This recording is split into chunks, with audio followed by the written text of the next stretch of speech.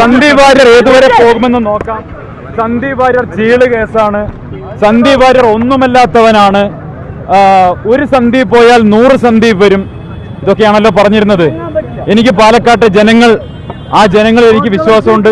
അവർ തന്ന സ്നേഹത്തിന് ഒരുപാട് നന്ദിയുണ്ട്. ഇവിടെ ബഹുമാനായിട്ടുള്ള KPCC പ്രസിഡന്റ്, ബഹുമാനായിട്ടുള്ള പ്രതിപക്ഷ നേതാവ്, പ്രിയപ്പെട്ട ഷാഫി പറമ്പിൽ, പ്രിയപ്പെട്ട ശ്രീകണ്ഠേട്ടൻ, പ്രിയപ്പെട്ട തങ്കപ്പേട്ടൻ, ഇവരുടെ എല്ലാവരുടെയും നടത്തിയിട്ടുള്ള ഉജ്ജ്വലമായ തെരഞ്ഞെടുപ്പ് പ്രവർത്തനമുണ്ട്. ഒരു കാര്യം നിസ്സംശയം പറയാം, പാലക്കാട് മുനിസിപ്പാലിറ്റിയിൽ BJPയുടെ അടിവേര് UDF മാന്തിയിരിക്കും.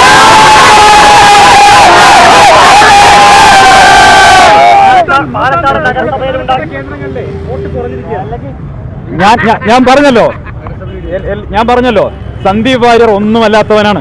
സന്ദീപ് വാര്യർ ചീള് കേസാണ്. ഒരു സന്ദീപ് പോയാൽ 100 സന്ദീപ് വരും. മനസ്സിലായല്ലോ? ഇത് മുഴുവൻ ഞാൻ ആദ്യത്തെ പത്രസമ്മേളനത്തിൽ പറഞ്ഞൊരു കാര്യമുണ്ട്. ഇവർ വഞ്ചിച്ചിരിക്കുന്നത് ബലിദാനികളെയാണ്. ഇതിന്റെ ഉത്തരവാദിത്തം, ഈ പരാജയത്തിന്റെ ഉത്തരവാദിത്തം K. സുരേന്ദ്രനാണ്.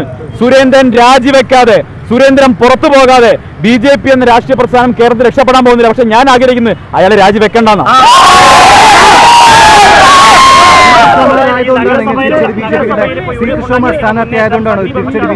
എന്താ സംശയം?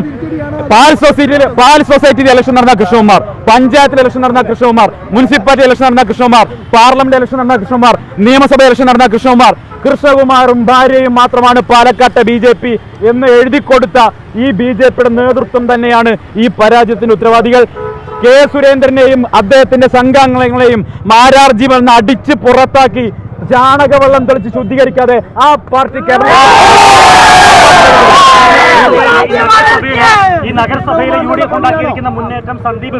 ഞാൻ ഒരിക്കലും പറയില്ല. UDFന്റെ പ്രവർത്തകരുടെ അധ്വാനത്തിന്റെ ഫലമാണ്. അടുത്ത മുനിസിപ്പൽ തെരഞ്ഞെടുപ്പോടുകൂടി പാലക്കാട്ടെ മുനിസിപ്പാലിറ്റിയുടെ ഭരണം കൂടിയാണ്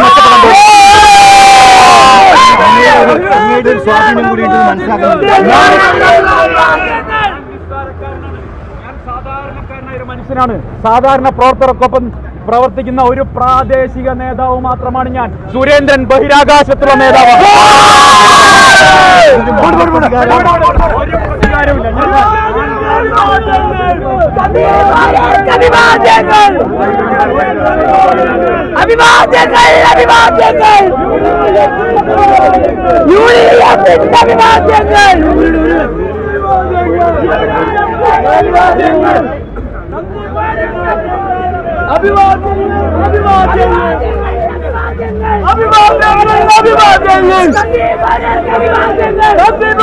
അഭിവാദ്യങ്ങൾ